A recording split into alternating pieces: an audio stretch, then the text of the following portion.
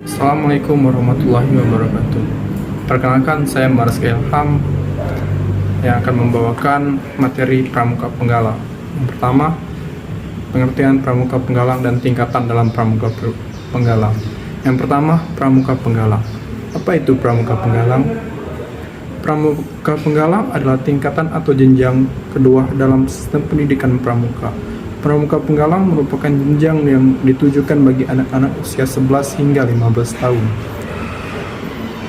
atau setara dengan tingkat pendidikan sekolah dasar 5 SD sampai sekolah menengah pertama kelas 3 SMP.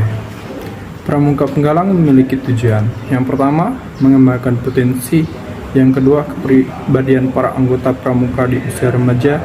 Yang ketiga, Pramuka Penggalang juga diajarkan tentang kehidupan berkelompok, kemandirian, kepemimpinan, serta nilai-nilai moral dan etika yang baik. Dalam gerakan pramuka, ada beberapa tingkatan atau tahapan yang harus dilalui anggota Pramuka Penggalang. Berikut adalah tingkatan Pramuka Penggalang. Yang pertama, siaga, yang kedua, penggalang, yang ketiga, penegak, dan yang keempat, tandinga. Baik, yang pertama, siaga. Tingkatan ini merupakan lanjutan dari tingkatan siaga. Anggota pramuka berusia antara 11 hingga 14 tahun. Berikut yang kedua, penggalang. Tingkatan ini merupakan lanjutan dari tingkatan siaga. Anggota pramuka berusia 11 hingga 14 tahun. Dan yang ketiga, penegak. Tingkatan ini merupakan tingkatan tertinggi dalam Pramuka Penggalang. Yang keempat, pandega. Merupakan tingkatan untuk anggota pramuka dewasa. Tingkatan pandega ini melibatkan pengembangan kemampuan dalam bidang kepemimpinan, pengabdian masyarakat, dan pengetahuan kepramukaan yang lebih kompleks. Baiklah, saya Solendra Priandita akan menjelaskan materi ketiga dan keempat. Saya akan menjelaskan materi ketiga terlebih dahulu, yaitu sistem kelompok satuan terpisah. Sistem kelompok satuan terpisah dalam pramuka adalah suatu metode pengorganisasian dalam kegiatan pramuka di Indonesia. Dalam sistem ini, anggota pramuka dibagi menjadi beberapa kelompok yang disebut satuan. Pada tingkatan usia dalam pramuka, terdapat satuan yang khusus dibentuk untuk memfasilitasi pengembangan potensi dan pendidikan karakter yang sesuai dengan pengembangan fisik, emosional, dan mental anggota pramuka. Beberapa satuan yang umum dalam sistem kelompok satuan terpisah pramuka di Indonesia, antara lain: yang pertama, kelompok siaga merupakan satuan untuk anak-anak usia dari 7 tahun sampai 10 tahun. Yang kedua, penggalang merupakan satuan untuk remaja usia 11 sampai 15 tahun. Yang ketiga, ada penegak, yaitu merupakan satuan untuk remaja usia 16 sampai 20 tahun. Yang terakhir, pandega merupakan satuan untuk anggota pramuka dewasa di atas 20 tahun. Materi keempat yaitu ada Trisatya. Trisatya pramuka adalah prinsip dasar yang menjadi landasan moral dan spiritual dalam gerakan pramuka. Trisatya ini terdiri dari 3 butir prinsip, yaitu: yang pertama, taat kepada Tuhan Yang Maha Esa. Pramuka Indonesia meyakini dalam menghormati keberadaan Tuhan Yang Maha Esa. Yang kedua, setia dan cinta tanah air. Pramuka Indonesia diwajibkan untuk setia dan mencintai tanah airnya. Yang ketiga, bertakwa kepada Pancasila. Pancasila merupakan ideologi dasar negara Indonesia yang terdiri dari 5 sila. Trisatya pramuka merupakan landasan moral yang mengajarkan kepada pramuka Indonesia tentang pentingnya menjalin hubungan dengan Tuhan, cinta tanah air, serta bertakwa kepada Pancasila sebagai ideologi negara. Baiklah. Assalamualaikum warahmatullahi wabarakatuh. Perkenalkan, nama saya Rigi Pesyawan. Saya akan membacakan dasar Dharma Pramuka Penggalang. Yang pertama, takwa kepada Tuhan Yang Maha Esa. Setiap anggota pramuka harus memiliki sifat bertakwa kepada Tuhan dan menjunjung tinggi harkat serta martabatnya sebagai makhluk Tuhan. Yang kedua, cinta alam dan kasih sayang sama manusia. Pada poin ini, setiap anggota pramuka harus memiliki sifat cinta serta kasih. Yang ketiga, patriot yang sopan dan ksatria. Anggota pramuka harus mempunyai sifat seorang patriot dan ksatria. Yang keempat, patuh dan suka bermusyawarah. Setiap anggota pramuka harus memiliki sifat patuh pada setiap tugas yang diberikan. Yang kelima, rela menolong dan tabah. Setiap anggota pramuka diharuskan mempunyai rasa kemanusiaan yang tinggi untuk bisa menolong setiap makhluk hidup yang sedang berada dalam kesusahan. Yang keenam, rajin, terampil, dan gembira. Anggota pramuka harus mempunyai sikap rajin untuk bisa melakukan segala aktivitasnya dalam kehidupan sehari-hari. Yang ketujuh, hemat, cermat, dan bersahaja. Setiap anggota pramuka harus mempunyai sifat hemat.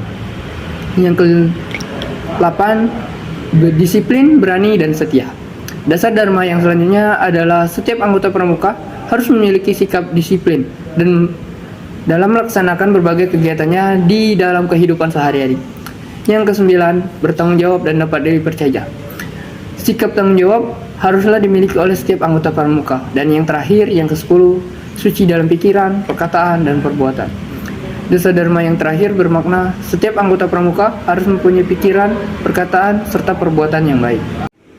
Yang selanjutnya ada kegiatan pramuka penggalang. Kegiatan pramuka penggalang yang pertama ada perkemahan. Siapa yang tidak suka kegiatan perkemahan? Seorang pramuka penggalang juga melakukan kemah di alam untuk menambah wawasan dan ketangkasan di alam. Yang kedua ada jambore. Jambore adalah pertemuan anggota pramuka penggalang dalam bentuk perkemahan besar. Yang ketiga ada lomba tingkat. Pramuka penggalang juga bisa mengadakan berbagai macam lomba yang melibatkan individu atau satu regu secara bertingkat. Yang keempat, gladi pimpinan regu. Apa itu gladi pimpinan regu?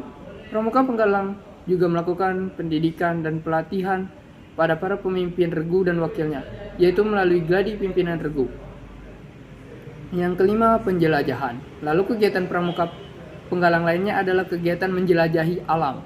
Biasanya dilakukan saat berkemah dan dibagi menjadi beberapa kelompok untuk menjelajah suatu wilayah. Misi ini menjelajah ini seru dan melatih kemampuan bertahan diri di alam. Yang keenam, latihan bersama.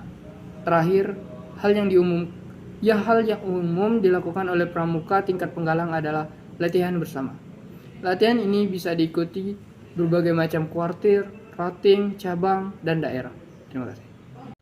Baiklah, perkenalkan, nama saya Afifah Nur Alia. Di sini saya akan menjelaskan tentang tata cara pramuka penggalang. Tata upacara pramuka penggalang adalah serangkaian prosedur formal yang dilakukan dalam kegiatan pramuka penggalang. Upacara ini bertujuan untuk memperkuat semangat kebersamaan, disiplin, dan penghormatan terhadap nilai-nilai pramuka. Berikut adalah penjelasan singkat mengenai beberapa aspek tata upacara penggalang.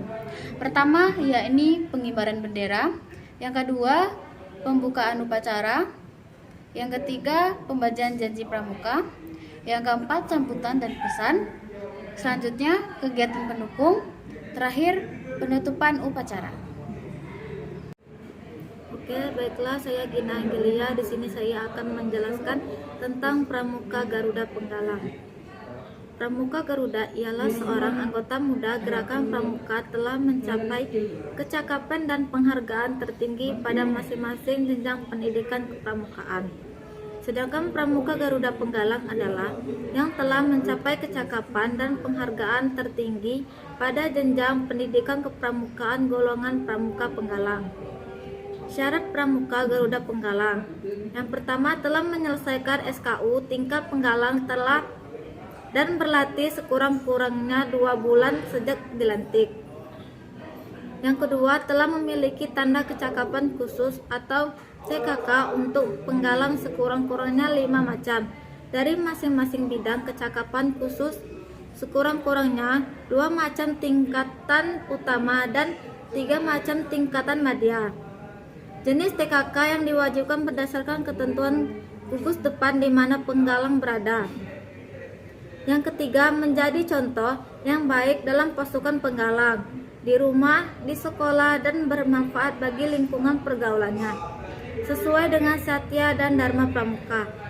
Yang keempat, dapat membuat hasta karya sekurang-kurangnya 6 macam. Yang keenam, dapat menggunakan berkomunikasi menggunakan salah satu bahasa internasional. Hak dan kewajiban. Hak yang pertama, mendapatkan dan mengenakan tanda Pramuka Garuda. Yang kedua, menerima sertifikat Garuda. Kewajiban. Yang pertama, mengamalkan satya dan dharma pramuka. Yang kedua, selalu meningkatkan kemampuan dan dapat menjadi teladan bagi lingkungan di mana ia berada.